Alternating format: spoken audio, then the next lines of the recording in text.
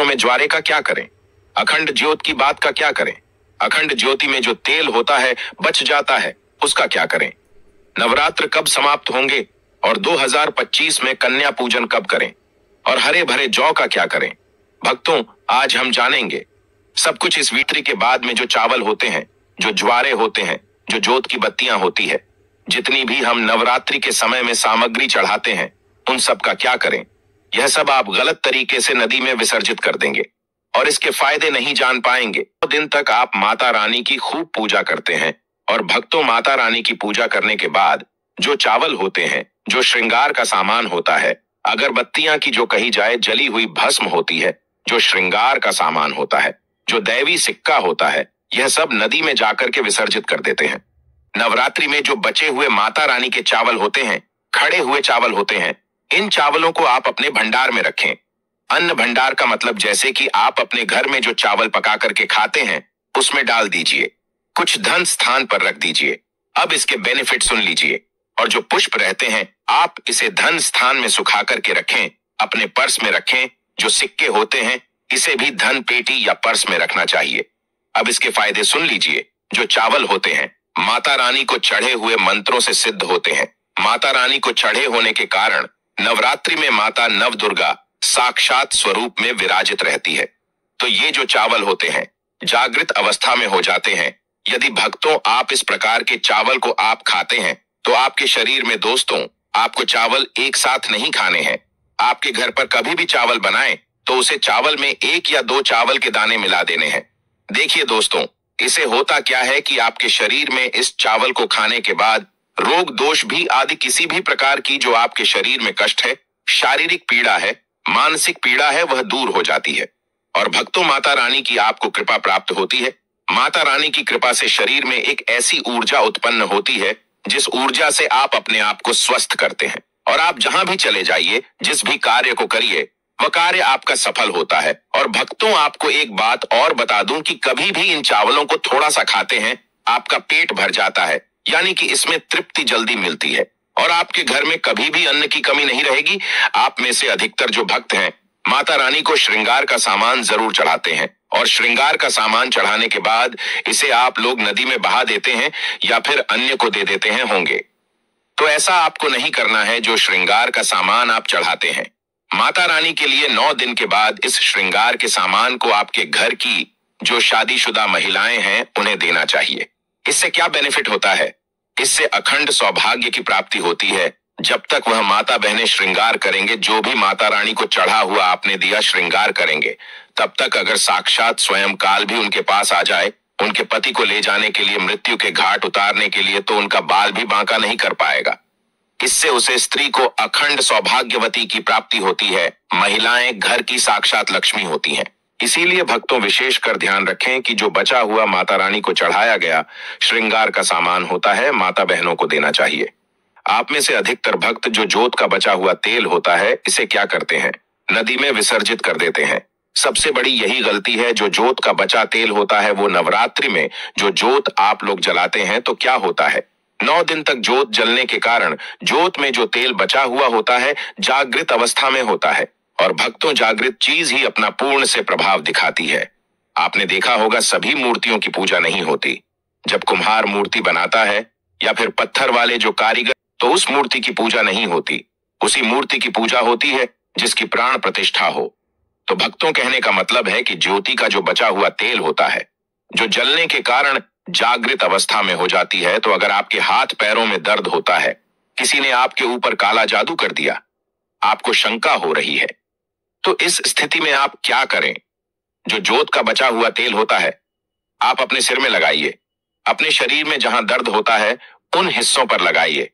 तो आप अपने जो शरीर के आपको 7 हिस्सों में लगाना होता है, तो शरीर पर कैसा भी तंत्र विकार लगा है, किसी ने काला जादू, भयंकर काला जादू कर दिया हो, तो यह माता रानी की साक्षात कृपा होती है। तत्काल देखना, 5 मिनट में आराम मिलेगा। आज हमें हमारे गुरु के द्वारा इस वजह से प्रेरणा मिली कि यह जानकारी समाज में बताई जाए। इस जानकारी से आपका भला होगा। अब जो आपको किसी तांत्रिक या ओझा के पास जाने की जरूरत नहीं पड़ेगी। इनके चक्कर आपको लगाने की जरूरत नहीं है। आपको 1 साल के लिए जोत का बचा हुआ तेल बचाकर रखें। सिर होता है, सिर दर्द वाले हिस्से पर लगा सकते हैं। अगर किसी कारणवश कभी कभी ग्रह नक्षत्रों की पीड़ा के कारण सिर दर्द होता है तो वह सिर दर्द होना बंद हो जाता है। यानी कि जितनी भी ग्रह है, राहु है, केतु है, दुष्ट शक्तियों के द्वारा आपको सताया जा रहा है।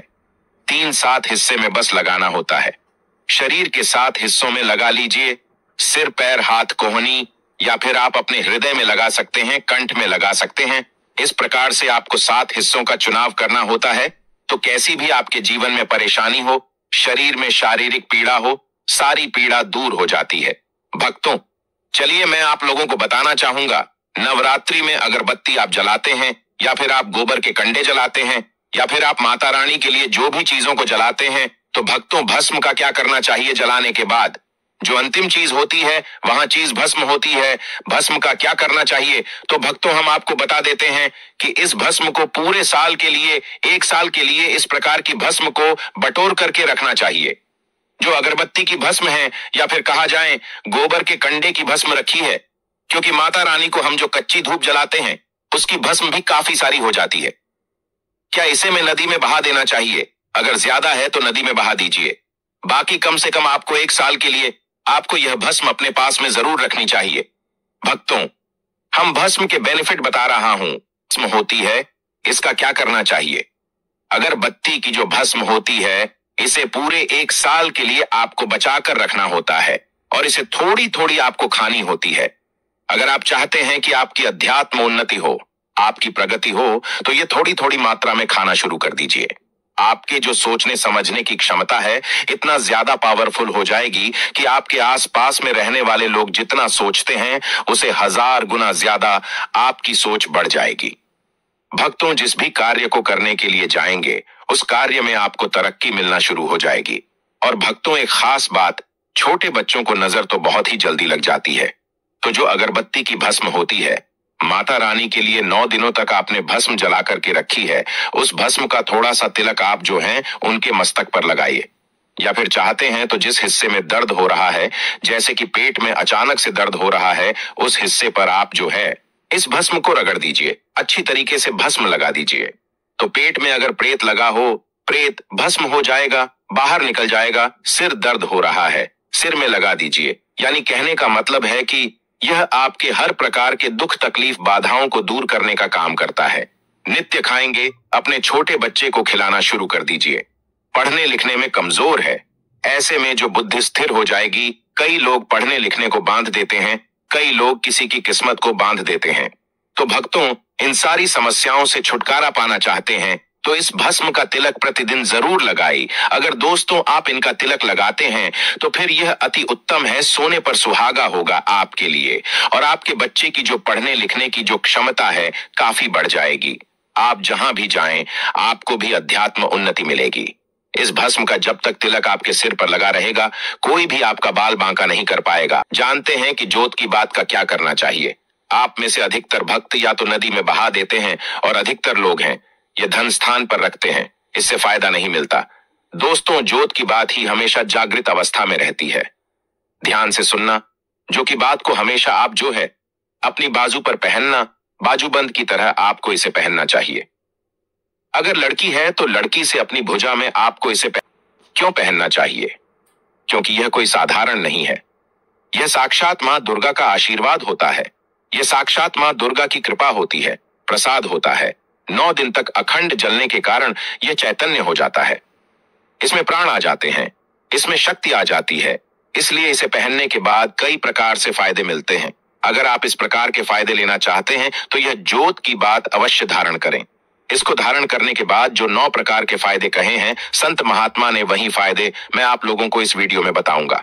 अभी तक भक्तों कमेंट बॉक्स में जय माता रानी नहीं लिखा है तो जय माता रानी लिख दीजिए, और वीडियो को लाइक नहीं किया है तो वीडियो को लाइक कर दीजिए।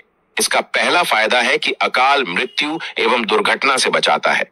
अगर कोई भी व्यक्ति इसे बाजू में पहनता है, धारण करता है, तो ऐसे व्यक्ति की कभी भी दुर्घटना नहीं होती, ऐसे व्यक्ति की कभी भी अकाल मृत्यु नहीं होती है। क्योंकि दोस्तों, ऐसे व्यक्ति के साथ में साक्षात मां दुर्गा की शक्तियां चलती हैं।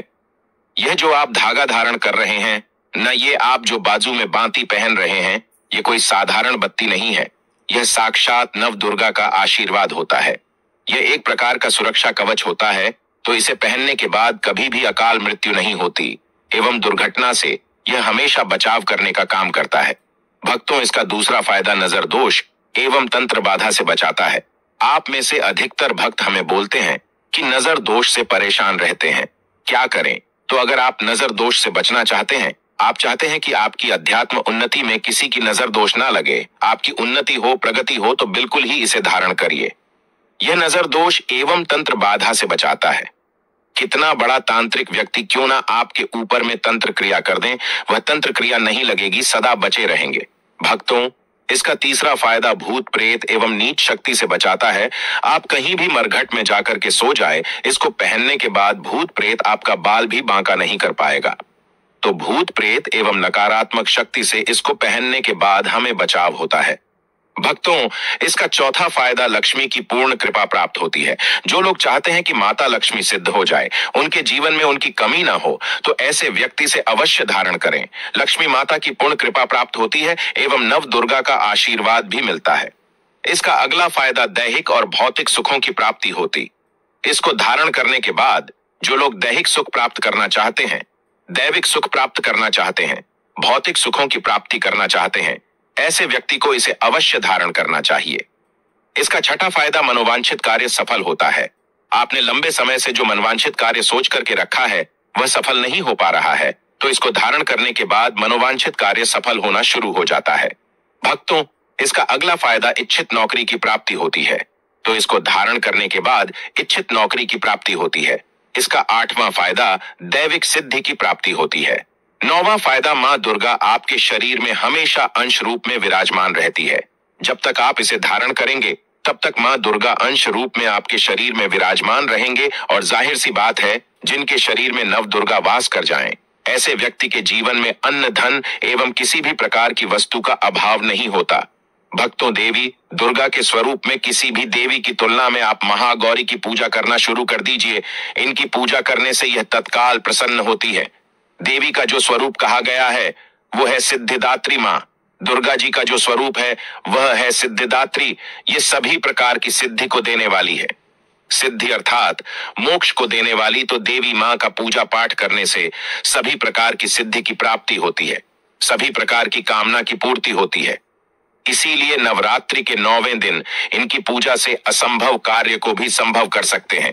इसलिए अधिकतर जितनी भी जातक है, साधक हैं, सिद्धि प्राप्त करने वाले साधक मां सिद्धिदात्री की पूजा करते हैं। और मां कभी भी, चाहे असुर हो, चाहे मानव हो, चाहे दानव हो, चाहे कोई भी हो, कितना भी उत्तम साथ धूप क्यों ना हो, किसी पर यह भेदभाव नहीं करती, सभी को यह सिद्धि प्रदान करती है।